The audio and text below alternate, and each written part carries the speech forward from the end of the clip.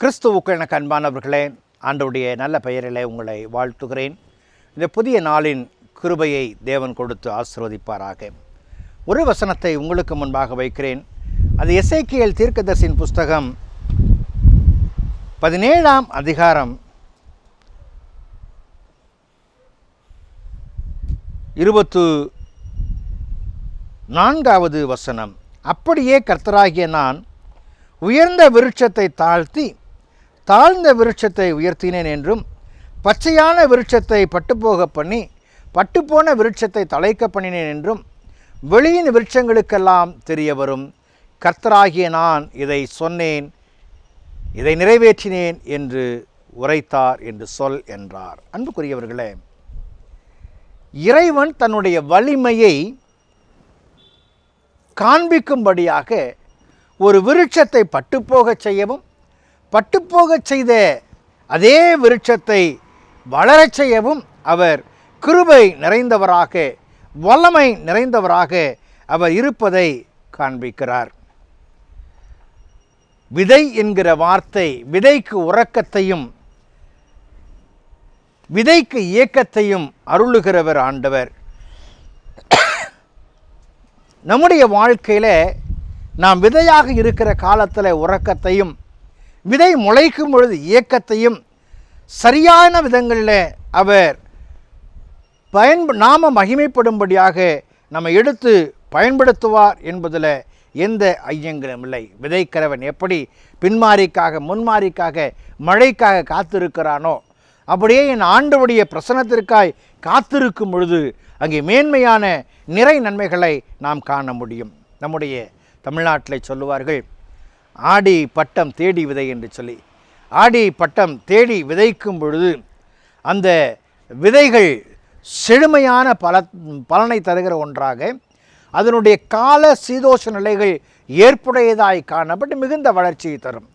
அப்படி ஒரு இடத்துல ஒரு தோட்டக்காரன் அருமையான காலங்களை கருதி அந்த ஆடி பட்டத்தில் விதைகளை நட்டான்.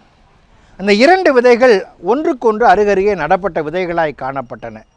அதில் ஒரு விதை சொன்னது, என்னை ஏற்ற காலத்தில் என் எஜமான் வளர்த்திருக்கிறார், நட்டிருக்கிறார். அவர் என்னிடத்தில் மிகுந்த எதிர்பார்ப்புகளை வைத்திருக்கிறார். ஆகவே நான் என்னுடைய வேரை பூமிக்கடியிலே ஆழமாக செலுத்தி மேல் பகுதியிலே துளிர் விட்டு இலைகளை கொடுத்து நான் பலனை கொடுக்க போகிறேன். என் இளம் தளிர்கள் என் எஜமானுக்கு மகிழ்ச்சியாக இருக்கும். ஆகவே நான் விதையாக இருக்கிறதன் பலனை நான் அனுபவிக்கப் போகிறேன் என்று சொல்லி இந்த ஒரு விதை சொன்னது. அதை கேட்ட மற்றொரு விதை, பூமிக்கடியிலே வேர்விட்டு செல்ல எனக்கும் ஆசைதான், ஆனால் இருளை பார்த்தால் எனக்கு பயமாக இருக்கிறது, ஆகவே நான் வேர்விட விரும்பவில்லை என்று சொன்னது. துளிர் விட்டு மேலே வர எனக்கு ஆசைதான் பூமிக்கு மேலே, ஆனால் வெயில் அடிக்கிற சூழலை பார்க்கும்பொழுது அதில் காய்ந்து சருகாகி விடுவேனோ என்கிற பயமும், வெயிலின் உக்கிரத்தை தாங்கத்தக்கதான சக்தியும் எனக்கு இல்லை, ஆகவே நான் இப்படி வர விரும்பவில்லை என்று சொன்னது. சற்று நேரத்தில் அந்த புறத்தில் ஒரு அந்த வளர விரும்பின செடி வளர ஆரம்பித்தது. வளர விரும்பாமல் இருந்த அந்த விதை அந்த இடத்திலேயே அப்படியே இருந்தது.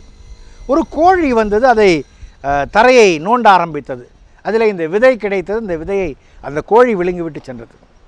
எந்த விதமான பலனும் அற்ற நிலையாக உத்வேகத்திற்கு, உற்சாகத்திற்கு, வெளிக்காட்டுதலுக்கு தன்னை அர்ப்பணிக்க விதையாய் காணப்பட்டபடியினாலே அந்த விதை இப்படியாய் தன்னை இழந்து போனது. அன்புக்குரியவர்களே, இன்றைக்கு ஆண்டவர் உங்களையும் என்னையும் தழைக்க பண்ணுகிற விருட்சமாய் வைக்க விரும்புகிறார், தழைக்க பண்ணுகிற விதையாய் வைக்க விரும்புகிறார். என் ஆண்டவருடைய விருப்பத்தை புரிந்து கொண்டு எதை செயல்படுத்துகிறவனாக என் வாழ்க்கை காணப்படுகிறது. நான் ஆண்டவர் சொல்லும்பொழுது சொல்லுகிறார், கர்த்தராகிய நான் இதை சொன்னேன், இதை நிறைவேற்றுவேன் என்று உரைத்தார். அப்படி என்று சொன்னால் வளர்ச்சியும் வீழ்ச்சியும் இறைவனுடைய கரங்களில் இருக்கிறது. ஆனால் ஆண்டவர் வளர்ச்சியை விரும்புகிறார். என் ஆண்டவருடைய சித்தத்துக்கு ஒப்பு கொடுக்கும் பொழுது, என் ஆண்டவர் செய்யும்படியாய் அர்ப்பணிக்கும் பொழுது என்னை கொண்டு பரிதான காரியங்களை ஆண்டவர் செய்வார் என்பதில் எந்த ஐயங்களும் இல்லை. அந்த கிருபைகளை தேவன் தாமே கொடுத்து தாங்குவாராக. அன்பின் ஆண்டவரே, இந்த நாளுக்காக, இந்த வேளைக்காக நன்றி செலுத்துகிறோம். கர்த்தராகிய ஆண்டவர் நீர் சொல்லுகிறவராகவும் செய்கிறவராகவும் இருக்கிறீர். தழைக்கச் செய்கிறவராகவும் அழிக்கிறவராகவும் காணப்படுகிறீர். நான் உம்முடைய கரத்தில் உம்முடைய கரத்தின் கிரியையாய் காணப்பட்டு நீர் விரும்புகிற காரியத்தை வாய்க்க பண்ணும்படியாக என்னை அர்ப்பணிக்கவும் வளர்ந்து கனிதரவும் கிருபை வராட்டும். இயேசுவில் ஜெபிக்கிறோம் ஜெபக்கேள் பிதாவே. ஆமென்.